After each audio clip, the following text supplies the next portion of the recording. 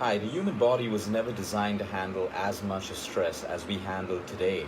Adults, senior citizens, children, the stress only seems to be accumulating more and more, and the human body was never designed to handle so much of stress. The human body is designed to handle short periods of stress. Like if you go back to evolution, if it was an animal chasing you when there was famine and periods of, war and fighting and all of these things, that was acute stress. The stress rose and the stress came down.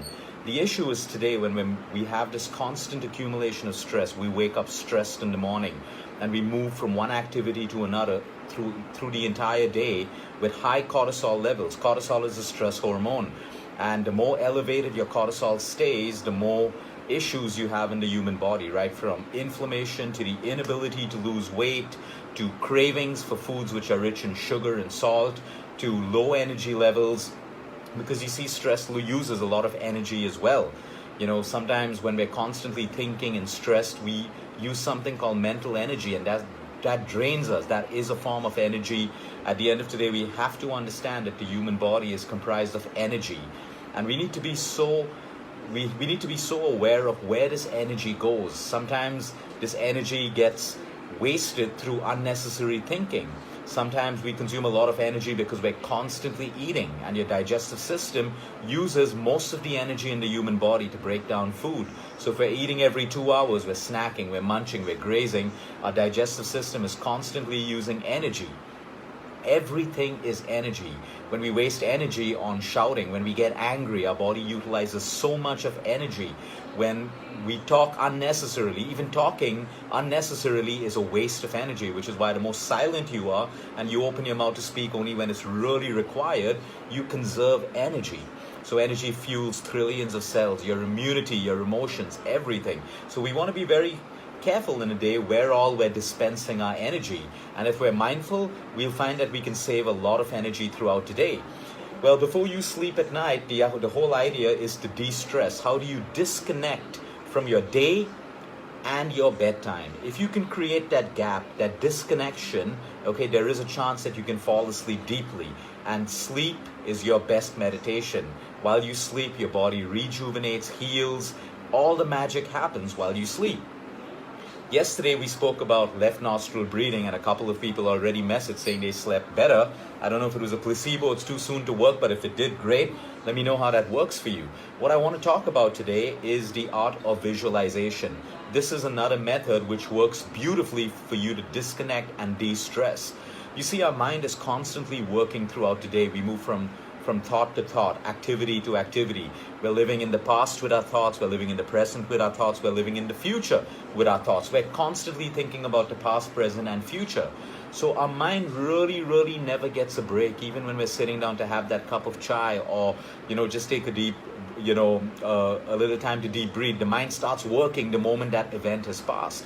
So at night, it's important. The same way you wake up in the morning, if you wake up in a bad mood and you start off your day that way, the entire day basically follows that path of anger, irritability. But if you wake up in a good mood, you'll see that your day starts off really well. The same thing applies before you sleep. If you go to sleep in a bad mood, if you go to sleep with anger, with bad thoughts in your mind, negativity, you are going to have disturbed sleep.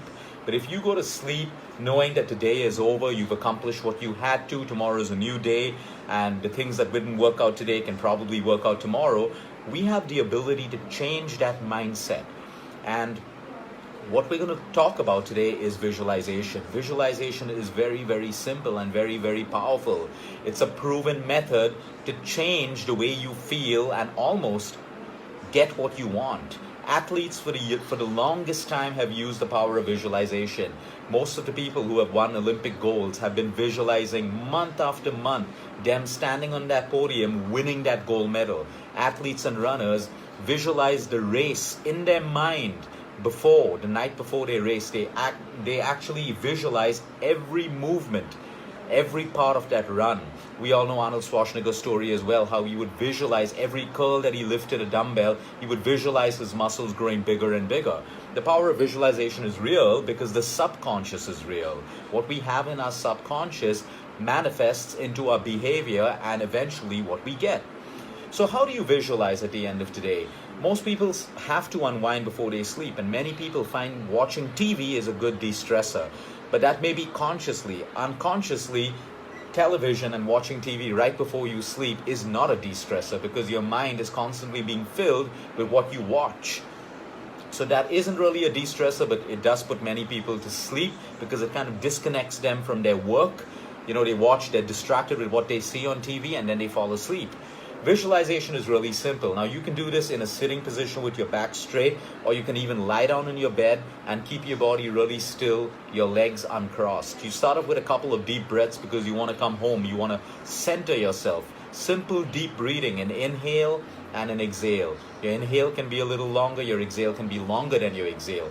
You can do a count of 4 seconds, 4 seconds, 5 seconds, 5 seconds. As you start centering and as you start feeling calmer, because the more you breathe in this manner, you'll quickly move from the sympathetic to the parasympathetic nervous system. You'll start getting calmer. Your pulse rate falls, your blood pressure falls. Everything in the human body falls because your breathing has become slower, signaling to all of your hormones in the body that it is the time to rest. So a lot of magic happens then when you slow down your breathing. Now when your breathing is slow, you start visualizing. You can visualize whatever you want. If it's your first time, I always suggest that you replay your entire day in your mind. From the time you woke up, try to replay everything that happened in the day. Your breakfast, your lunch, your dinner, conversations with people, whatever you did. Because while you're visualizing, you also get to understand how your day really went by.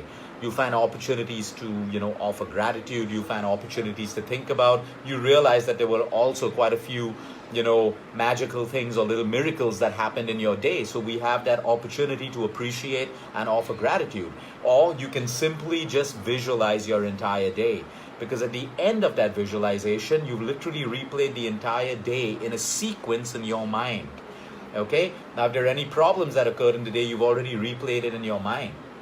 Now, the whole point is, if you had a problematic day with a lot of problems, this is not going to disconnect you, between that and your bedtime. Now you have the power to visualize how you want to change those problems. So if there were problems that happened today, so for example, you have an issue at work, you can visualize before you go to sleep how you want that issue to play out tomorrow. So if it's a problem with a colleague, if it's a problem with a boss or a problem with a business vendor, if something didn't go the way that you wanted it to go, you now have the power to visualize exactly in your mind how you want it to be tomorrow. That is what visualizing is. It may sound stupid to a lot of people thinking that, but there is a problem. Yes, it is a problem. But you have the ability and power of your subconscious mind to visualize how you want the outcome of the problem to be. And visualization could be with problems, it can be in relationships, of how you want your relationships to work, how your success turns out to be, your career. People visualize how their careers unfold. People visualize, what they want. Even if it's a materialistic desire, they keep visualizing that they've already got it, that they're getting it. And that's the power of using the subconscious to get almost whatever you want. People use it for their health. So right now, I think the most powerful visualization that I can relate to is me guiding all of my cancer patients who go for chemotherapy. They go with fear. They go with the understanding that while the chemo is going in their body, it's destroying their immunity, their hair is going to fall, they're going to have joint pains, they may have diarrhea, they may have constipation.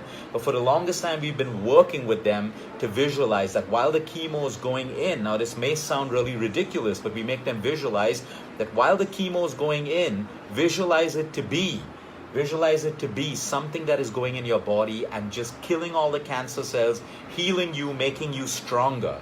So although your subconscious still knows the side effects of chemo, you are making your subconscious believe that whatever is going into you is actually working in the reverse. And we've had oncologists reach out to tell us the difference between the patients who visualize and the patients who don't. And it's unbelievably phenomenal. So you can keep changing that. Now, if we constantly visualize that tomorrow is going to be a bad day because today was a bad day, tomorrow is going to be a bad day. But you can spend this time visualizing exactly how you want your day to unfold. And it may not go according to that, but a lot of it will start falling in place when you start building these mental images in your mind.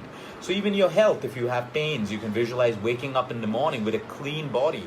You can visualize waking up in the morning with the pain in your knees lesser and lesser. You can visualize yourself healing even if people have told you that you cannot get better. You can visualize yourself getting off that thyroid pill. You can visualize your gland is healing. It's getting all the nutrition from everywhere to heal, and you no longer have to be on that medication. You see, everything is in your hands. Through visualization, the only thing stopping us is our lack of faith and belief. And today, even top scientists are talking about faith and belief and how the human cells respond to faith and belief in your brain and in your body. Now, that's something which is inexpensive and free. Faith, belief, and visualization. You can change any experience in your mind, but we're fearful of disappointment. We're fearful that what if we visualize it and it doesn't happen that way? Well, you see, life doesn't always have to happen the way you want it to happen. Sometimes it's not working for you because there's something better that's supposed to come out of the whole situation. And I can bet everyone has realized that at some point in your life. The things that you wanted and you didn't get, when you look back, they were not meant for you, and today you realize that you're okay without many of those things. So sometimes visualization may not work the way you want it to. The only thing stopping us from it is the fear of disappointment. I ask so many people who come to me and they say, oh, our biggest stress is a financial target and a financial goal. And I ask them, think about a number, think about what's that magic number. And they can't even think of that number. So if you don't have clarity of that goal, okay, and I ask them, why don't you say a number? Say like 10 crores, say 15 crores, say $10 million. But they don't want to say that because they don't believe that they can achieve that. And it's not just about believing to achieve that. I think it's the fear of what if it doesn't happen. It's that fear of feeling disappointed. Disappointment is only a feeling which we can overcome. So when you disconnect, try the visualization process tonight. Lie down, sit up straight, calm room, no noise, and start breathing and start visualizing what you want to change in your life that is stressing you out.